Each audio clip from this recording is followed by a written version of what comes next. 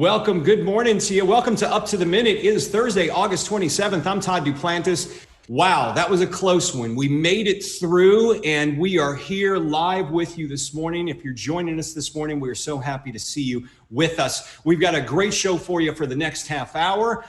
We've got some special guests who'll be joining us to talk about Hurricane Laura, which, boy, folks, I feel like we really dodged a bullet with this one. More on that in a moment, but first, my co-host, Brittany Pacheco, joining me across town. Good morning, Brittany. Hey, good morning, Todd. Yes, I couldn't have said it better myself. We're very blessed that the hurricane bypassed Houston, but our thoughts and well wishes to everyone affected during this hurricane will have the resources available to them to get through, and wishing you all the best. As you said, Todd, we are very grateful for everyone joining us this morning on Up to the Minute. We ask that you please follow us on Facebook, Twitter, and Instagram, and don't forget about our YouTube channel. And last but not least, please share this podcast so that we can grow our audience.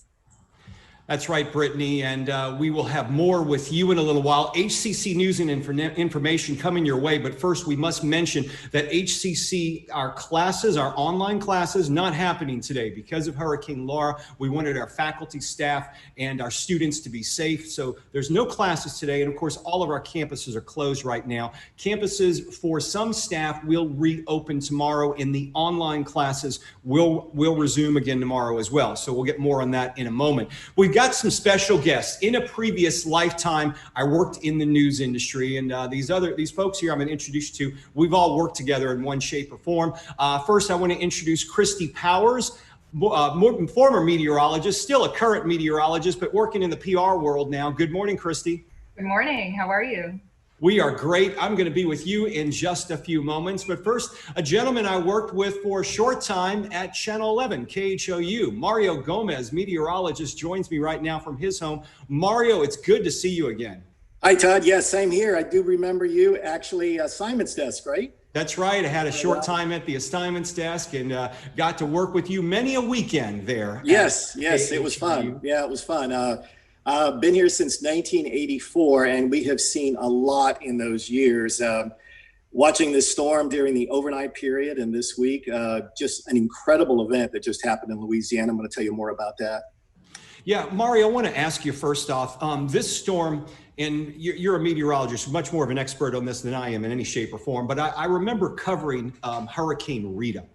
And this storm kind of reminded me of that, the way it was heading towards us and the path that it took. Now, if I remember, Rita was a little bit closer to us, but the effects were very minimal as well. Is that something that you recall as well? Yeah, I recall this storm is very similar. All three of these storms, we want to go back to Rita, Katrina, and of course, this storm as well. They all were out over the areas of the Central Gulf. We call that the loop current.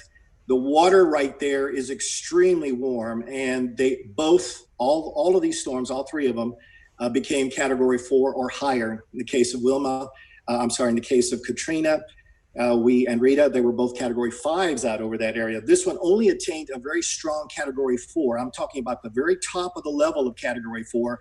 It was only 6 miles an hour away from being a Category 5. And by the way, this is the strongest hurricane to hit Louisiana in 160 years in the month of August. This is an exceptional hurricane. You know, it certainly is. I've got some relatives in Louisiana who I've checked in with this morning, and they are doing fine. They're more in the Opelousas area, so it seems like they were hit more with some rain and a bit of wind, but nothing like what Lake Charles was hit with.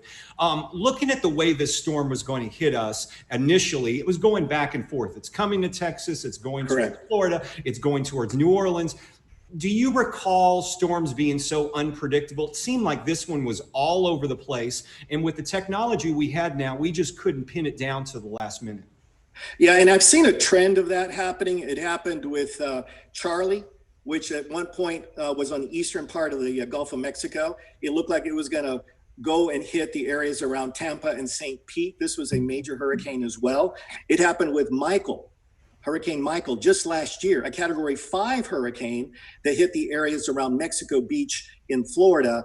Very erratic storms. In fact, Charlie took a right turn. Instead of heading towards the Tampa St. Pete area, it hit more near Marco Island, down around the Naples area. So that was a very surprising situation.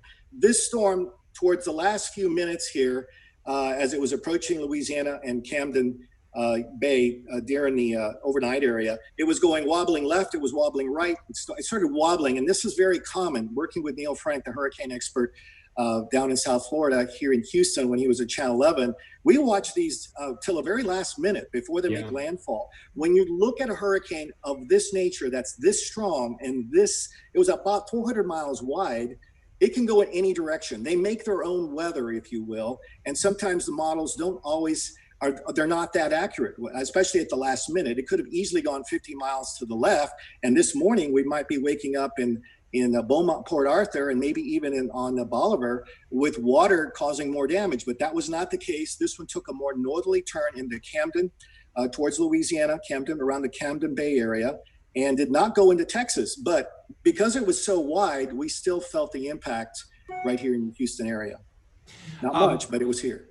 We're talking with Mario Gomez this morning. You may recognize him, formerly of Channel 11. He was there for many years, and you should follow him in social media because, Mario, you're still very active in social media. I notice you post things all the time, keeping your audience up to date with the current trends for really all types of weather incidents.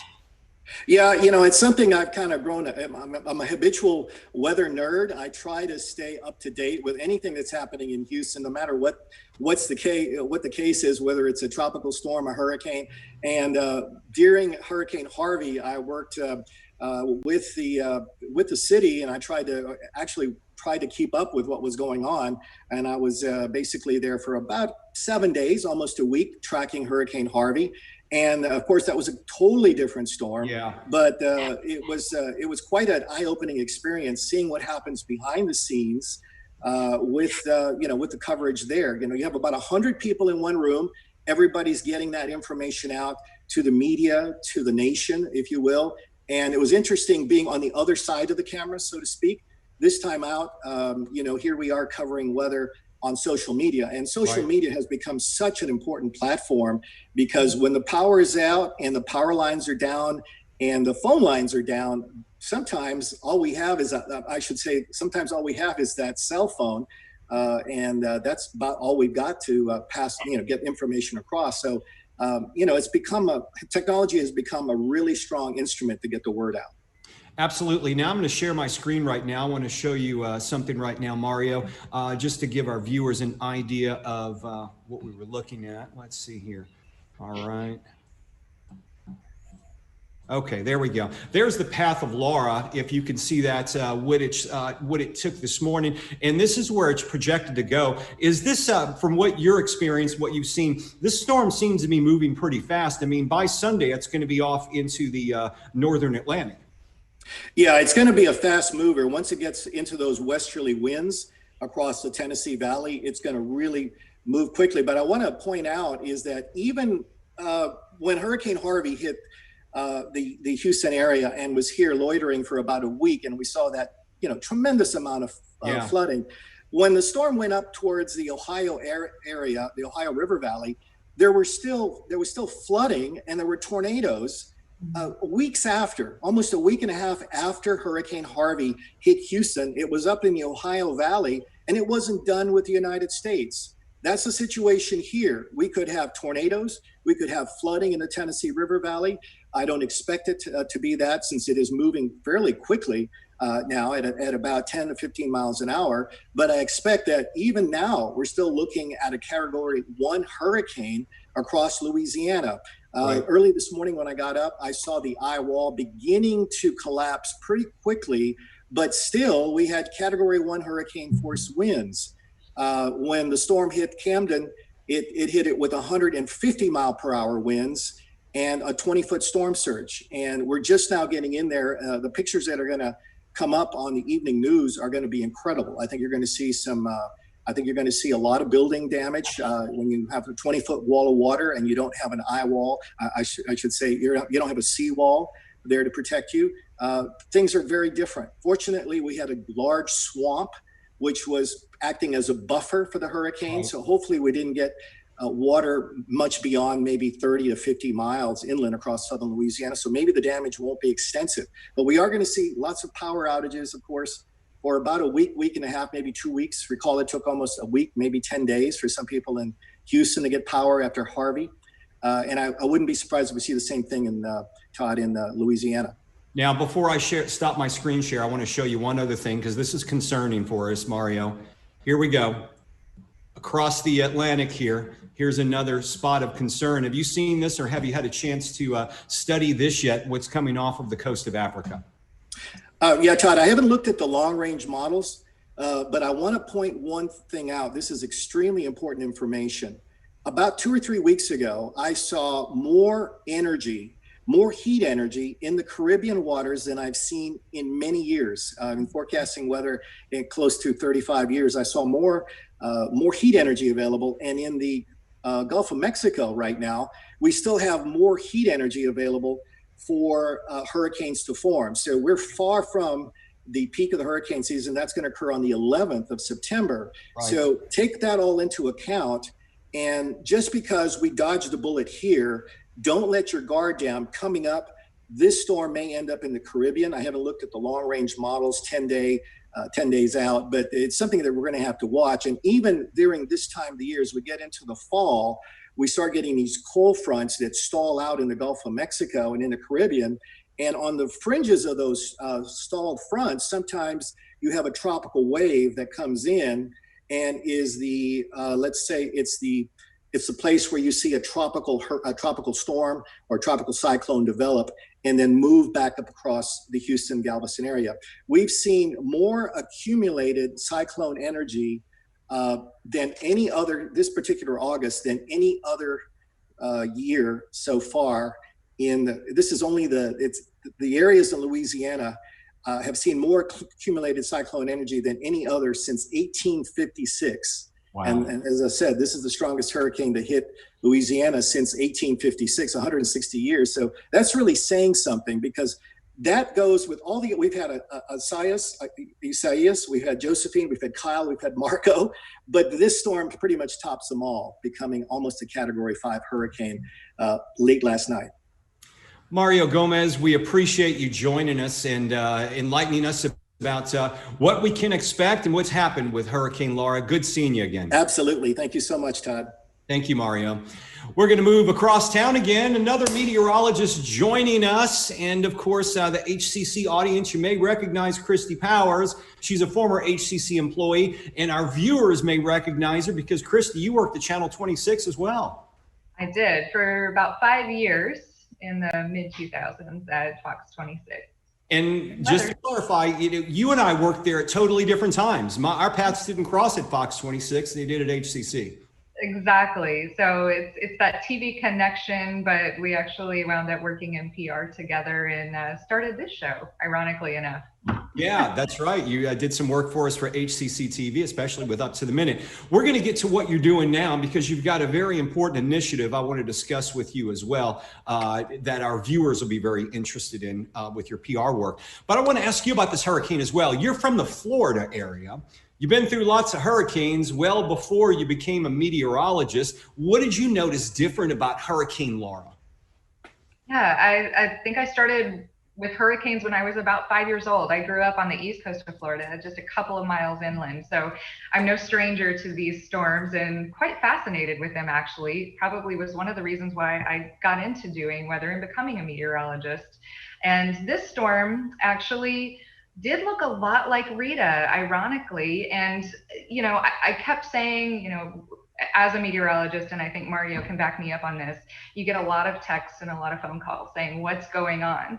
But I kept saying, we need to wait until it gets over Cuba.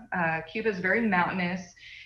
We need to see it come over into the Gulf of Mexico before we really get a good idea of how this system is going to organize and what the steering currents are going to be, because we're also watching high pressure sitting up over the southeast. We're watching a trough of low pressure that's sitting over West Texas, and those are the main steering currents onto which one is going to be stronger. and where this storm goes. So those were the two things that I watched very closely. And then of course, yesterday morning when I woke up and saw that the winds had shifted the movement. So it was moving west-northwest as I went to sleep. When I got up in the morning, it had made a northwest movement turn. So that very slight shift told me that it was starting to feel the effects. It was going around the edge of high pressure and it was trying to turn. So that's very important as you're looking at these types of storms. And that actually kind of, I think I breathed a sigh of relief whenever I saw it. Christy, you were working in news when Hurricane Ike came through, were you not? I was. Yeah, and that's that. We pretty much took a direct hit here in Houston, Yeah. with Hurricane Ike. If this hurricane would have come to us, do you think the city of Houston, and maybe Mario could chime in on this as well, especially Centerpoint, do you think our infrastructure has improved enough since 2008 to sustain a hurricane like an Ike or a, God forbid, a Laura coming directly towards us? I'm going to start with you, Christy, and then I'm going to ask Mario the same question. Yeah, with a storm like this that's so close to Category 5 strength, if it were making a direct hit on Galveston and coming right into the Houston metro area, we would be looking at power outages possibly for weeks. I mean, we saw it with Ike. I was without power, I think, for 15 days in my area, and Ike was nowhere near a Category 4 or 5. So I could anticipate having power outages, trees down, roads would be impassable. There would be a lot of cleanup behind a storm like that around the Houston metro area for sure. Mario, I'm going to ask you the same question. Do you think the city, as we prepared ourselves to sustain a hit since 2008? I know Centerpoint had a hard time catching up with all the customers when the mass outages. Where do you think we are with this now? Very little has changed in terms of our flooding scenario. In terms of wind, with Ike being a windstorm, Matt, I'm sorry, Todd, we have a situation where we still have a lot of trees that are up. The last major hurricane that hit the Houston area really produced more flooding. That was Harvey. Wasn't a windstorm per se. It was a windstorm down in Rockport, but not here in Houston. So we've got a lot of vegetation. We've got a really significant tree canopy across the entire area of Southeast Texas. It really hasn't been shaken. We haven't had a lot of tree limbs. I know that the energy providers do their best to try to cut all these limbs in advance in anticipation of the hurricane season, but you really can't get them all. And I saw a tremendous amount of trees that fell during Hurricane Katrina, during Rita across East Texas. We had a tremendous, just a swath of destruction. A lot of trees went down when Rita went across. We're talking about millions of board feet of lumber, really. And then here in Houston, when Ike hit, we had some people didn't get power for almost 2 weeks. And I don't know if you remember, but it was those lucky people that lived next to a hospital or maybe next to a fire department that were the lucky ones. But during Hurricane Ike, I can tell you that when I went down to the island and saw the damage and destruction, and I went back up to Bolivar, probably the most incredible thing I've ever seen in my life. I've never seen anything. The devastation was incredible, especially on Bolivar. Lots of friends, lots of neighbors that had homes on Bolivar. But Houston, the worst thing about Houston right now, in terms of seeing a direct hit from a windstorm, would be a storm like this, Category 4, Category 5, coming up the ship channel. It would be devastating for Houston, absolutely devastating. The flooding alone and the amount of chemicals that are in our ship channel, the number of the industry, it would be devastating to the city. Wind damage, completely different situation, of course, than we had with Harvey. But because we haven't had a major hurricane hit the area, to answer your question, I think we'd have a lot of trees down and power outages for an extensive period of time. Wow, we certainly dodged a bullet. And Christy, I want to go back to you because Mario talked about this earlier, and we showed y'all another storm that's brewing far, far away from us, nowhere near us, no projection, but just off the coast of Africa right now. We're only, 3/5 of the way through hurricane season, Christy. We've still got a lot more to be prepared for. If you didn't use your supplies this time around, save them. Absolutely. There's a chance we could have another one heading in our direction for sure. That storm is sitting over what is called the Cape Verde Islands. So these are those Cape Verde Island storms. It's that time of the year where the water temperatures in the Atlantic heat up to that critical 80-degree mark for hurricane development. That's one of the ingredients. And that is the time period that we see these storms track all the way across the Atlantic, come up into the Caribbean, and potentially into the Gulf of Mexico. Will it happen with this one? Too soon to tell. Yeah. But we'll keep our eyes on it for sure. And as we move forward, yes, we continue to go into the peak of hurricane season, which is September 10th, like Maria said. And we'll continue to watch it. Typically here in Houston and Southeast Texas, we get to about mid-October and our activity as far as hurricanes really dies down, climatologically speaking. That's not to say that we couldn't have a late October storm, but typically the water temperatures start to cool down a little bit in the Gulf of Mexico, and it's also the time of the year we start to get our first cold fronts coming in, and those cold fronts are crucial because they help to protect us. So if we get a cold front coming down and it moves all the way through Houston and all the way through Galveston and it pushes offshore, it acts as a block for hurricanes. It would keep us from having a storm coming our way, and that storm would hit the cold front and it would turn off and it would move toward the northeast. So it would be going Louisiana. So that's sort of the climatological setup that we get in October that helps to kind of protect us, even though the hurricane season runs through November 30th. And I just had dogs barking in the background. I've got to apologize for that. So let me ask you this, Christy. We're still in the middle of a pandemic, by the way, folks. Yeah. Keep that in mind. If you do have to evacuate, you want to take all your masks and your gloves and make sure you have everything you need when you're evacuating your home. But how do you explain to kids dealing with a pandemic, dealing with hurricanes and storms? You're working on a new initiative in your PR world with an agency that can offer some answers. Maybe you can tell us about this. Yeah, so I have not only a meteorology degree, but I have a journalism degree. So as I moved out of TV, I moved into public relations, and I now work with the Carbonera Group. And one of our clients is the Menninger Clinic, which is a mental health hospital, actually one of the top ranked hospitals in the country. And so I work with them. We've talked earlier this week about getting a story together about how parents can talk to their kids about hurricanes and about storms and basically stressful events. We've also got, like you said, the pandemic going on. So you're adding, the pandemic stress along with a potential hurricane coming our way, and that can produce a lot of anxiety. And sometimes kids don't know how to express that. So we're talking with them about ways that parents can talk to them and exercises they can do to kind of lower those stress levels. So I've actually been pitching that out to media. So I have a couple of live interviews that will be happening tomorrow and on Monday. So you'll probably see that on air here in Houston very, very soon. Well, we want to get someone on this show to talk about that because I think it's a very important subject. We're in the middle of this pandemic and we're in hurricane season, and boy, this latest one really had everyone on edge in the city of Houston. It was coming, it's not coming, it's going this way, it's going that way. If we could, and really within 24 hours, things totally changed for us because it looked like as of, I believe, Tuesday, that it was more heading our way. The trend was heading west, and we just really got lucky with this one. So I want to see if we can bring you back on the show to talk about that in the future, Christy, as well. Yeah, absolutely. And I'll have one just little quick tidbit that I can share, sort of a picture analogy to that, where as far as turning goes, right? So this storm is so huge. We're talking category 4, category 5. Think of that like a semi, as opposed to a tropical storm, which would be like a golf cart.